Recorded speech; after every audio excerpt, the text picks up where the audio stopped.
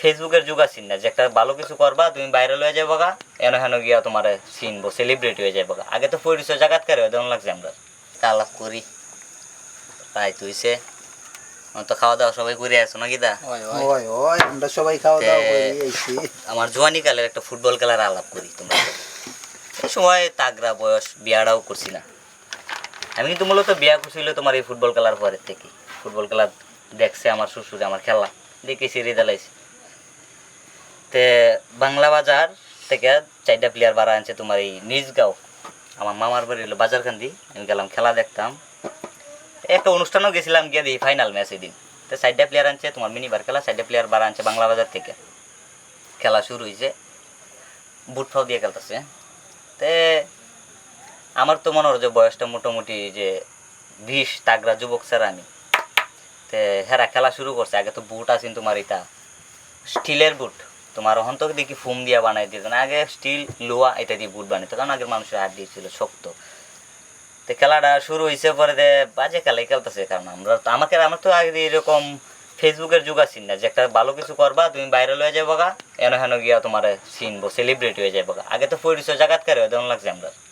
যেন হয়ে গেছি একটা বেটাগিরি কইরা পরে পরিচয়টা দেওয়া লাগছে মুখ দেখে তো চিনার বাউ নাই আচ্ছা তে আমি খেলার মাঠও সাইডে দেখা রয়েছি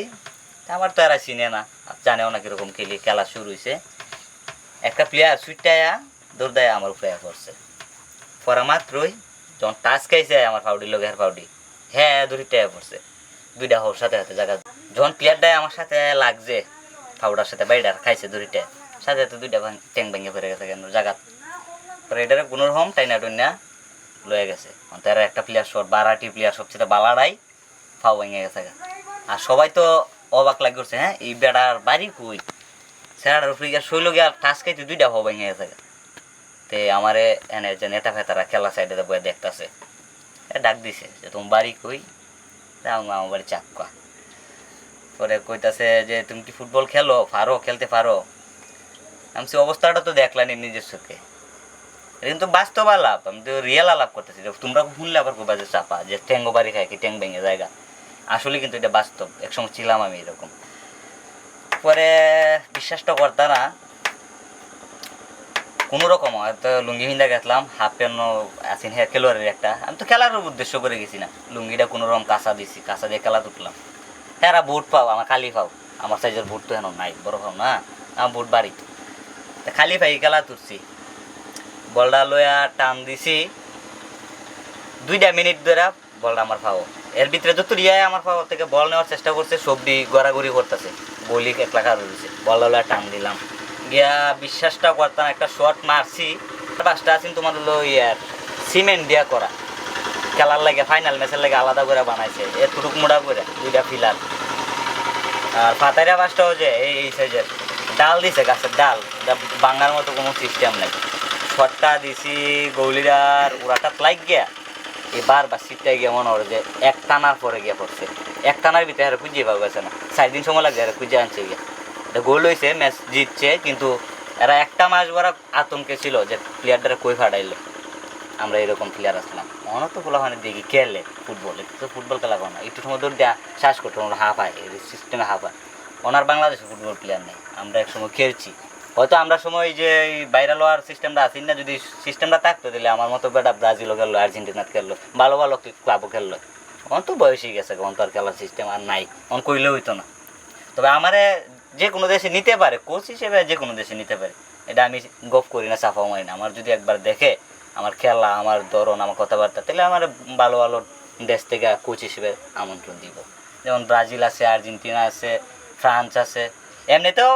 যুবক বয়সে কম আলাপ তার সাথে করছি না আইসিন তো প্রায় সময় বাংলাদেশ আয় না তাহলে আপনার যে এত বয়স হয়েছে তার এর মধ্যে কি কেউ এখন পর্যন্ত কোচ হিসাবে কি চায় নাই কিতা কয়াম কইলে তো কইবা যে সাফা মারতেছি বিশ্বাস তো করতে না বয়স হয়েছে আরো বহুত বছর আগের কথা প্রায় 150 বছর আগের কথা একটা দাওয়াত পাইছিলাম আমি তখন আমি গেছি না তখন খেত করে লাইছিলাম বাড়ায়া ব্রাজিল থেকে কুষ্টা নামটা আমি বুঝলে গেছি গা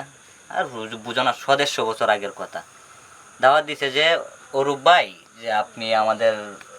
ব্রাজিলের টিমের হয়ে কোচ হিসেবে থাকবেন, আপনাকে আমরা দলে চাই। তো তখন আমি তার সরাসরি জানাই দিছি যে বাবু আমি যাইতাম পারতাম না,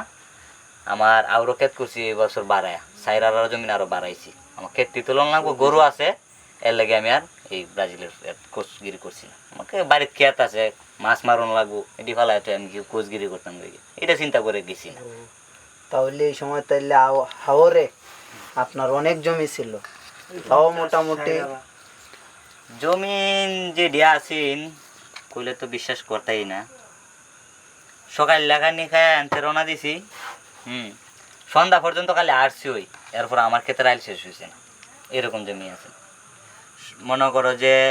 খালি 2 চুক্কে, আমার তো দূরবীন বেরোছে, আগে 2 চুক্কে যতটুকু দেখা যাইতো অতটুকুই আমার আছে চারিদিক। একটা টাওয়ার বানাইছিলাম খালি আমার জমি দেখবার লাগে, আইটা দেখা তো সম্ভব না, আর ক্ষেতের আইলে তো গরু গাড়ি ঘোড়ার গাড়ি চালানো সম্ভব না। যখন কাটি তখন মাঝে মাঝে ঘুরাইতাম যাইতাম, এরপরও আমার সম্পূর্ণ ক্ষেত আমি আইটা শেষ করতাম পারছি না। বলে তো কবেন গপ করি।